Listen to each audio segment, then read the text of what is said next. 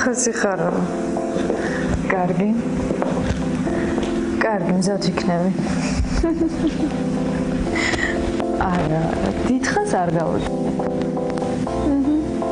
კარგი, კაც.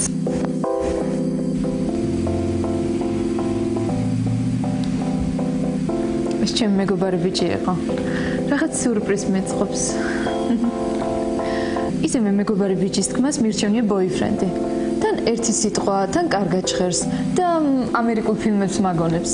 კერი ბრეჩო და მისი ნიუ-იორკელი დაქალები. აი იმათ ჩვენგან განსხვავებით ყველას ყავს ბოიფრენდი და კი არ მალავენ. პირიქით, დეტალებში განიხილავენ მათ საქციელს. აკი გინდა არ გინდა უნდა დამალო რომ ინტიმური ურთიერთობა გაქვს ვინმესთან, რომ ვინმეს დამამცირებელი მზერა არ დაიჭირო. მოკლედ, რაც არ უნდა დავარქვათ.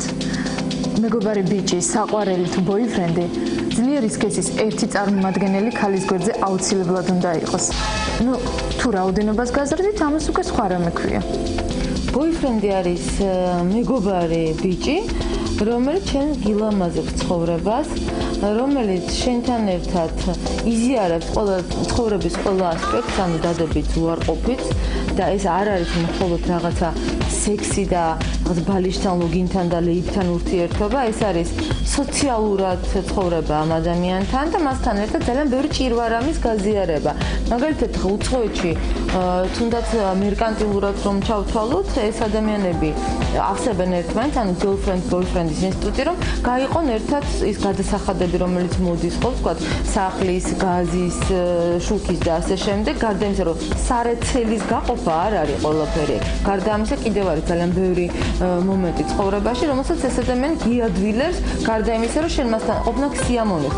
ეს არ არის აუცილებელი, რომ იყოს რაღაცა დიდი სიყვარული, ეს არ არის აუცილებელი, რომ იყოს პარტნიორი, რომელიც შენ გონია, რომ მთელი ცხოვრება შენს გვერდზე იქნება, მაგრამ ეს არის ადამიანი, რომელიც იმ მომენტში შენთვის აუცილებელია. თუნდაც იმისათვის, რომ შეავსოს შენი ფიზიოლოგიური მდგომარეობა და ეს იძლევა გარანტიას, რომ ქალი შემდგომში უკვე არ გადადგამს ნაბიჯს, რომელიც თქვა დაკავშირებული იქნება ნაადრევ ქორწინებასთან ან გაუაზრებელ ქორწინებასთან.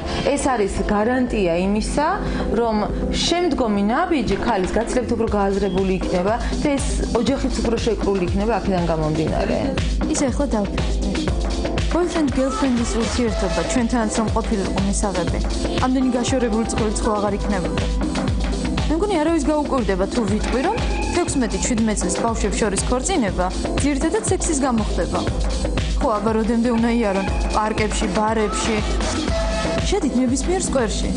ან ერთმანეთს უზიან კალთაში, ან სულაც წვევიან.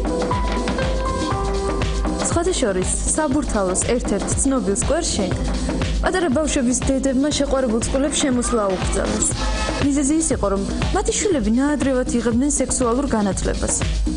ხოდა წარმოიდგინეთ, როდესაც შეყვარებულები გაუთავებლად ეხუტებიან, ეფერებიან ერთმანეთს, ბუნებრივია ჩდება სხვა მოთხოვნილებებით.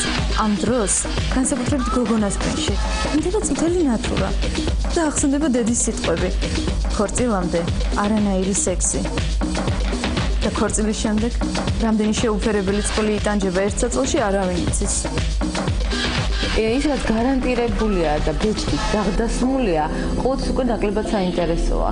მე როდესაც აი თუნდაც ფსიქოლოგიურად იცი რომ ეს შენია, არსად არ წავა, რაც არ უნდა მოხდეს, აი შტამპით არის გამაგრებული შენი ურთიერთობა, შენ აძლევს შენ თავს უფლებას თუნდაც იყო არასაკადრის ფორმაში ოჯახში. ანუ შეიძლება რაღაცა ძილის წინ გაიბოდიალო რაღაც ისეთ ფორმაში, რომელიც მაინდამაინც გულთან ახლოს კაცისთვის არ იქნება. თუმცა მე ამ ქალების კატეგორიას არ განვეკუთვნით და ალბათ ნაგვის გადასაღრელადაც შესაბამის ფორმაში გავდივარ, მაგრამ ძალიან ბევრი ქალი თავის თავს აძლევს უფლებას გათხოვების მერე რაც ჰიგიენის წესები დაარღვიოს. მით უმეტეს ბავშვის გაჩენის მერე რაღაცა ღვთისმშობელს მიახლოებულები არიან და რაღაც ისეთი ხატებას ემსგავსებიან და სადაც ნაკლებად ზრუნავენ თავის თავზე, იმიტომ რომ ეს უკვე ქმარია და საწავა. ნუ მე რაც ეწავა გაისეირნებს, არ გაწვდება საპონი ხომ არ არის, აკაფდება და დაბრუნდება. ქართველი ქმარიც ისეთივე როგორც ქართველი ქალი. თავარია ოჯახი გამყარებული იყოს იქ სადღაც სახლში, ელოდებოდეს ვიღაცა.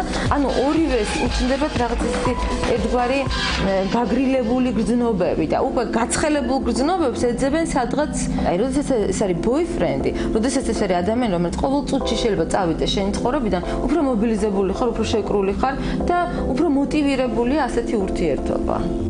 ისე უკეთესი არ იქნებოდა ქორწილამდე გამოგვეცადა ერთმანეთი. და მე მარტო სექსს არ გულისხმობ. საზღვარგარეთ ახალგაზრდები ერთად ცხოვრობენ, ერთმანეთის ხასიათ, ჩვევებს სწავლობენ. აქ კი მხოლოდ დროის რაღაც მონაკვეთს ვატარებთ ერთად და ისიც მხოლოდ საზოგადოებრივ ადგილებში. ასე დროს ადამიანის ნამდვილ სახე როგორ უნდა დავინახოთ? ფერანაირად. აბა გაიხსენეთ, რამდენჯერ გსმენიათ, რომ ქორწინებიდან კაცი რამდენიმე თვეში აუტანელი გამხდარა. ზოგს ნარკომანი შეხვდა, ზოგს სადისტი, ზოგსაც იმპოტენტი. აი, წინასწარ რომ მქონოდათ ურთიერთობა, ოჯახი არ შეიქმნებოდა და არც დაინგრეოდა. ანდა ეს ქორწინებამდე ინტიმი რატომ არის მიუღებელი? თუ პასპორტში დასმული შტამპი კარგად მოქმედებს ლიბიდოზე. მე ამას ვეძახი გიორგიევსკის ტრაქტატს, ყოველთვის წიგნშიც ასე მაქვს აღწერილი, რომ როგორც გიორგიევსკის ტრაქტატი უნდა ყოფილიყო მიღებული თავის დროზე უაპელაციოდ, ანალოგიურად უნდა იყოს მიღებული როგორც დედამთილის ნაბოძები ბეჭედის, არა აქვს მნიშვნელობა შენ გემოვნება შეესაბამება თუ არ შეესაბამება და ყოველივე დანარჩენი სხვათა შორის ის რაც მოყვება ხოლმე ქმარს, ასე ვთქვათ, დედამთილის არსენალიდან ის რაღაც მოძველებული სექს-შოპის ელემენტებივით არის ეს რაღაც შვიდეული, კვირეული, ეს ქვედა სათვლები და ასე შემდეგ რაღაც პეროიანი ელემენტები და პენიუარები. ანუ ეს არის რაღაც რეტრო სექს-შოპის რარიტეტია და ანუ რაღაც სასწაული ხდება ხოლმე ქართულ ოჯახებში. მე ვფიქრობ, ეს უფრო მანიაკალურია, ვიდრე ჩვეულებრივი ნორმალური ურთიერთობა. ხა, ორი მოძრაობა. ეს არის სუნი, ეს არის კანი, ეს არის აი შეგრძნება. თუ ეს ყველაფერი შენ არ მოგეწონა, როგორი ლამაზიც არ უნდა იყოს პატარძალი, როგორი მიმზიდველიც არ უნდა იყოს სასიძო. ურთიერთობა არ შედგება. ეს შეიძლება იყოს უბრალოდ იმიტომ, რომ უნდა იყოს, მაგრამ სინამდვილეში არაფრის მომტანი. თუ ორი ადამიანი ერთმანეთს კარგად არ გაეცნო, ერთმანეთი არ ნახეს ახალ გაღვიძებულზე, ერთად არ დაიძინეს, არ იცხოვროს ერთად, როგორ გაიგონ უხდებიან თუ არა ერთმანეთს. ფიზიოლოგიური შეთავსება ხო ერთ-ერთი მნიშვნელოვანია, გარდა ფსიქოლოგიურისა, გარდა ცხოვრებისეული მომენტებისა, რომელიც ისედაც შემდეგ ემატება, გარდა იმ მატერიალური პრობლემებისა, რომელიც შენ ჩდება, ხო? თუ არ ჩაეხუტნენ ადამიანები ერთმანეთს და თავები არ მიადეს, გულები არ მიადეს ერთმანეთს, როგორ გაიგებენ შეძლებენ თუ არა ერთად ცხოვრებას? ალბათ იმიტომ არის ესეთი კატასტროფული ზრდა განქორწინებების საქართველოში. ესეთი ხმაურია იმ თითქოს ქორწინებები, ლამაზი წხვილი, ყველაფერი გადასარევად არის, მაგრამ განქორწინებას ვიღებთ. ეს ძალიან რთული საკითხია, ასფალტულობა. უმანკოებას არ იყო ისე მაინც უფრო გაიგებული და ალბათ სწორედაც ეს იმალება, თუმცა ეს არანაირი გარანტია არ არის ქალიშვილობის ქალიშვილობა ჩაბარდება ქალი ხმასთან, მე ის ოჯახი იქნება მყარი, ამის გარანტიას არ არის არიწია. საქართველოში კიდევ ერთხელ აღვნიშნავ, რომ ცოტა ეს ტაბუირებული თემაა და კიდევ ჩვენ ვცხოვრობ საზოგადოებაში, სადაც ასეთი აზრი იყო ჩამოყალიბებული, რომ მეუღლე მას უნდა აუცილებლად ქალიშვილი ჩაბარებული იყო. საზოგადოების გამოცდილებამ დაგვანახა, რომ ის ოჯახები, რომლებსაც სექსუალური ცხოვრება ქორწინებამდე ჰქონდათ დაწყებული და ჰყავდათ სხვა პარტნიორებით, კაცებსაც, ქალებსაც, აიროებო ეძახით, მეგობარი, გოგონა, მეგობარი ბიჭი. ასეთი ტიპის ოჯახები მომავალში, როდესაც უკვე ოჯახის შექმნას გადაწყვეტს, უფრო მყარია, ვიდრე ის ოჯახები, რომლებიც იქნება ჩვენთან ისეთ ხალხურობის ინსტიტუტზე დაფუძნებული. მე არ მინდა ვერც მოუწოდებ და არც არის ამის წლიბუნა ეს გადაცემა, რომ დავარღვიოთ ჩვენ ყველანაირი ხალხურობის ინსტიტუტზე, მაგრამ სტატისტიკა გვაჩვენებს, რომ აი ესეთი ნაადრევი ქორწინებები და ესე მხოლოდ ემოციებზე და რაღაც აგზნებაზე გადადგმული ეს ნაბიჯი მომავალში არ ამყარია და ეს ოჯახები ხშირად იროება. ვიცი, ბევრს ქორწილამდელ სექსზე ისეთივე წარმოდგენა აქვს, როგორც ამ გადაცემის ნახვამდე. მე არც მიფიქრია თქვენი გადარწმუნება. უბრალოდ მგონია, რომ ის, რაც მთელმა მსოფლიომ ჩვენამდე დიდი ხნით ადრე მოსინჯა და გაითავისა, მგონი დროა ჩვენც ვცადოთ. ქორწილამდე ყველაფერზე ვთანხმდებით. სად ვიცხოვრებთ, რამდენი შვილი გვეყოლება, სად დავისვენებთ, ვინ გვარჩენს. ინტიმური საკითხი კი ისევ ტაბუდადებული რჩება. მე ძალიან კარგად ვიცი, რომ boyfriend girlfriendობა ანუ ჩვენებურად რომ ვთქვათ, სექსი შეუღლებამდე. კიდევ დიდხანს ვერ მოიკიდებს ფეხს საქართველოში. პირველ რიგში ეს მშობლების გამო. და მეორე, მატერიალური მხარე. უნდა გავიწყდებათ, რომ ცალკე ცხოვრებას საკმაოდ ბევრი ფინანსები სჭირდება. მაგრამ თავი ეს არ არის. თავი ის არის, რომ ესეთი ტიპის ურთიერთობა ჩვენთან ცოტა არასწორად ესმით. აქ მამაკაც გონია, რომ თუ მას ბოიფრენდი ქვია, შეუძლია კიდევ ყავდეს რამდენიმე მეგობარი გოგონა. და თვლის, რომ არანაირი პასუხისმგებლობა არ ეკისრება. საზღვარგარეთ კი, თუ მამაკაც ყავს გელფრენდი, ის არც კი ფიქრობს ღალატზე. ჩვენთან კი პირიქით. მამაკაცებმა წარმოიდგინეს, რომ გელფრენდი იგივეა რაც მეძავი. ოღონდ კარგი იმით არის, რომ სიამოვნებაში ფულს არ იხდიან. აი ზუსტად ეს ინსტიტუტი ითვალისწინებს იმას, რომ ეს არის უღალატო ურთიერთობები. აი ეს არის მოარული ხმებიც, რომ შეიძლება უღალატო მეუღლეს, მაგრამ არ შეიძლება უღალატო საყვარელს. ანუ ამ შემთხვევაში ბოიფრენდი ზუსტად ხდება ამ კატეგორიაში, როდესაც შეიძლება უკვე ოჯახის რაღაც წლოვანების მე რაღაც გარკვეული წლოვანება რო გადის და თითქოს ძველდება ოჯახური ურთიერთობები, იქ ხშირია, ყოველ შემთხვევაში ქართულ მენტალიტეტში რომ მამაკაცი მიდის ასე ვთქვათ სხვა გზით. თუმცა ქალებიც უფრო ხშირად მიმართავენ უკვე აი ესეთ გზას, მაგრამ ეს არ ნაკლებად აფიშირებულია. და აი girlfriend boyfriend-ის შემთხვევაში რატომ უნდა მოატყუო ერთმანეთს? შენ იცი რომ თუ არ გინდა უნდა დაამთავრო ეს ურთიერთობა. ანუ არანაირი კლიშე არ არსებობს. ანუ შენ არ მოგივარდება სიდედრის სიმამრი. შენთან არ მოიხოკავს სახეს დედამთილ მამამთილი. შენ არ ყავს დაჩეკილი ბავშვები, რომლებიც ეძებენ მამას და რაღაც ესეთი არეული ურთიერთობა. შენ ზუსტად იცი ეს ადამიანი გინდა, იმიტომ რომ გინდა შენ. არა იმიტომ რომ სოციუმს უნდა, არამედ შენ გინდა ასე. ამიტომ ძალიან იშვიათია პრინციპში ასეთ ურთიერთობებში ღალატი ხარ თუ მანიაკი არ ხარ მართლა და რაღაცა რამოდენიმე ფილიები ერთად არ აღჭირს ერთი კაცი რო ყავს იმასთან უნდა იყო და თუ არ ყავს ახლა მაშინ ფსიქოთერაპევტის მკურნალობაა საჭირო უკვე სექსოპათოლოგთან ერთად. რატომ გვეშინია იმის აღიარების, რომ სექსი ოჯახური ცხოვრების მნიშვნელოვან ნაწილს შეადგენს და რომ გემრიელი სადილებით მამაკაც ოჯახში დიდხანს ვერ გააჩერება.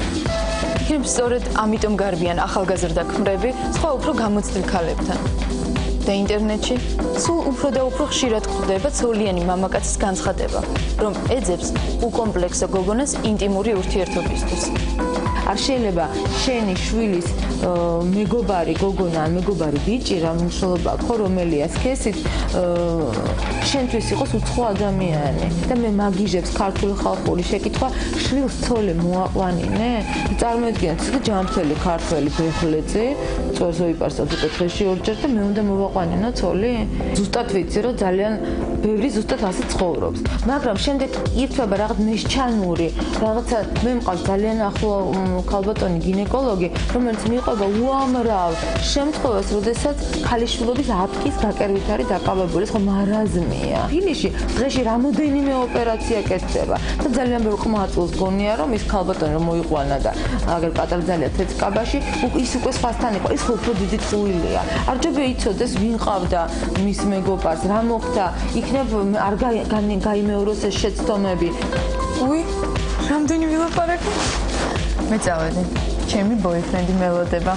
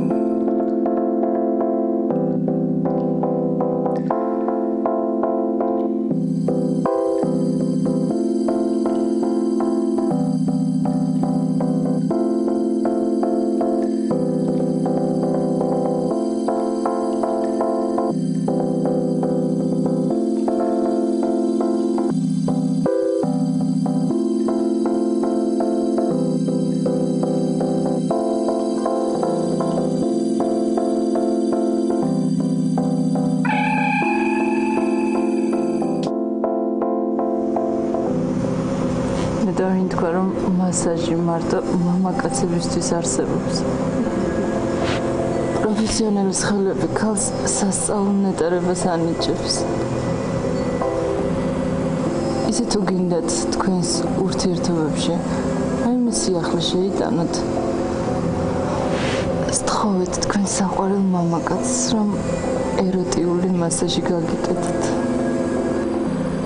ეროტიული მასაჟი მოფერებისგან არაფრით არ განსხვავდება. ამიტომ თუ ამ საქმეში პროფესიონალი არ ხართ, არ შეგეშინდეთ. ჩართეთ წინასწარ მუსიკა, არომატული სანთლები დაანთეთ, ხელებზე თბილი ზეთი წაისვით. და თქვენ საყვარელ ქალს ცხელზე ნაზად შეეხეთ.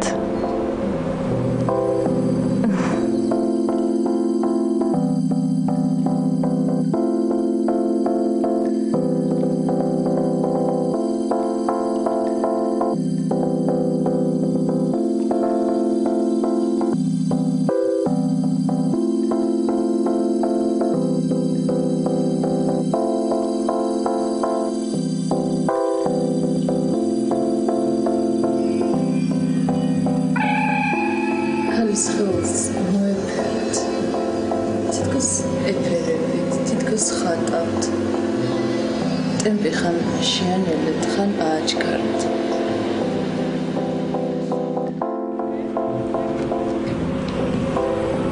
ხელები ასრიალეთ ქალის ხელზე ისე, რომ შეისწავლოთ მისი ეროგენული ზონები. მამაკაციც ვერ დარჩება გულგრილი. მისი გახშირებული სუნთქვა მუსიკაზე უფრო სასიამოვნო მოსასმენი გახდა. მოდუნდით ორივე, ინსტინქტებს მიენდეთ. მამაკაცის ხელებმა უნდა შეაღწიოს ყველგან. ყველაზე ინტიმურ ადგილებშიც კი. სხვათა შორის მასაჟს არა მარტო ხელებით, არამედ ტუჩებით და ენითაც აკეთებენ. არ დაგავიწყდეთ თითები შეუცურეთ თმაში და ყურის ბიბილოს ნაზი მასაჟი. ეს ძალიან სასიამოვნოა.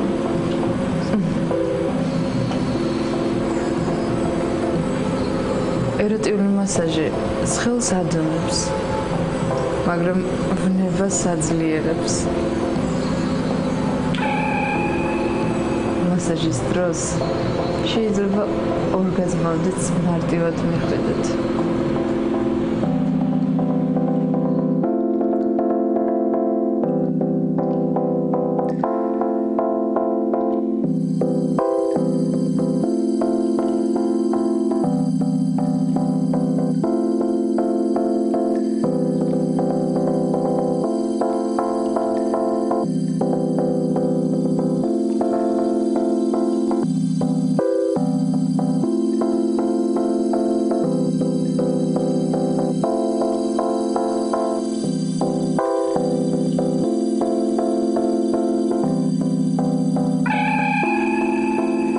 კი წარმოიდგინეთ, რას ვაკეთებ.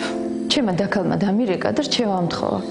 თურმე მისი ქმარი იმდენს მუშაობს, ისე იღლება და ისეთი სტრესის ქვეშ არის მუდმივად, რომ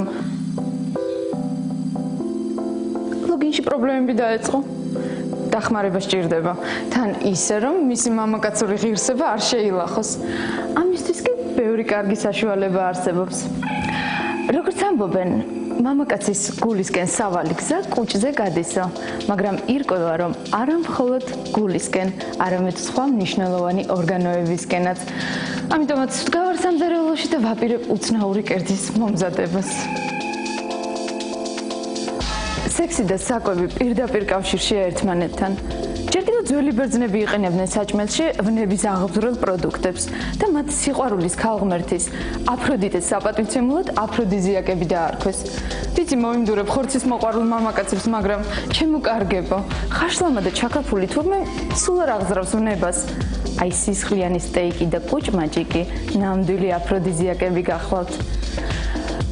სამწუხაროდ ვერც ქათმის ჭამის შემდეგ გახდებით კაზანოვა. კვერცხი კი თურმე პირიქით დადებითად მოქმედებს მამაკაცის პოტენციალზე. ხშირ-ხშირად მოუმზადეთ ქმრებს პომინდრიანი ერბოკვერცხი და მეორე თაფლობისთვის გარანტირებული გექნებათ.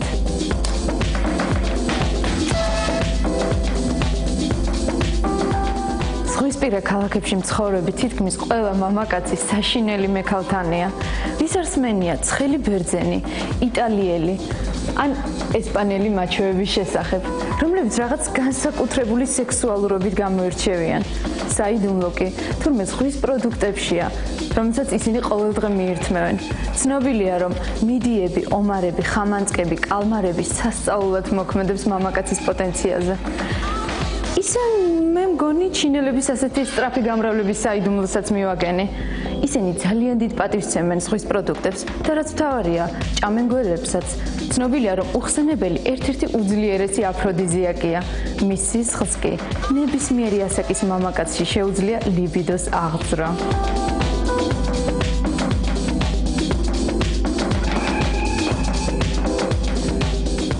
ბანანი და სტაფილო პირდაპირ კავშირშია სექსთან. მე არ ვიცი თქვენ რა იფიქრეთ, მაგრამ ბანანიც და სტაფილოც ერთ-ერთი უძლიერესი აფროდიზიაკები გახლავთ. ცნობილი ფაქტია, რომ იმპერატორი კალიგულა თავის ერთ-ერთ წვეულებაზე სტუმრებს სწორედ სტაფილოს კერძებს თავაზობდა, რათა მათში სექსუალური მოთხოვნილებები გაეღვიძებინა. არასექსუალური ფორმების მიუხედავად, არანაკლები ძალა აქვს კარტოფილს და პომიდორს. თურმე ადრე ვიაგრას ნაცვლად უძლურ მამაკაცებს პომიდორს უნიშნავდნენ. პოტენციის ასამაღლებლად ქართული სამზარეულოს კერძებიც გამოგვადგება. მაგალითად, ისპანახის ფხალი აღმოჩნდა, რომ ამ მცენარეს სასწაულების მოხდენა შეუძლია. თუ ენერგიული სექსი მოგზონთ, მაშინ ქალს წინასწარ არ დაალევინოთ. ან შესთავაზეთ ძალიან ცოტა. ეს უნდა იყოს ან მსუბუქი ღვინო, ან ცოტაოდენი კონიაკი, ან და სულაც მარტინი. სხვათა შორის ჯეიმს ბონდი სწორედ მარტინის უკვეთავდა ჯაშუში ქალბატონების გადმოსაბირებლად. ხოლო რაც მოიფიქრებთ დესერტად, ეს კარგად უნდა გათვალოთ. გაიხსენეთ სცენა ფილმიდან 9 კვირა, სადაც მიკი რურკი თვალახეულ კიმ ბესინჯერს 1000 ნაირ საკვებს თავაზობს. სცადეთ მსგავსი ექსპერიმენტი.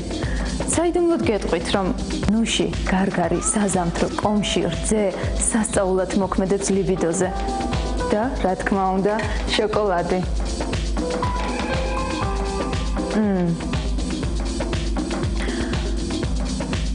თუ ამდენის თავი არ გაქვთ, მაშინ სახში ნიგოზი და თაფლი მაინც გექნებათ. აურიეთ და ნახავთ გოზინახს რა ძალა აქვს.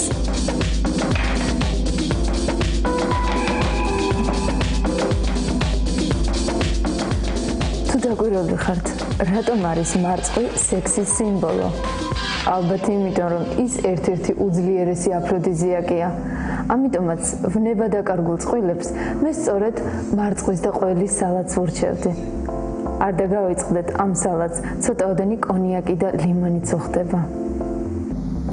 ისეთ თემაზე ვსაუბრობთ, რომ მეც მომინდა. მე რა რომ გვიანია. ცოტაოდენი ბანანი და შოკოლადი მეც არ მაწყენს.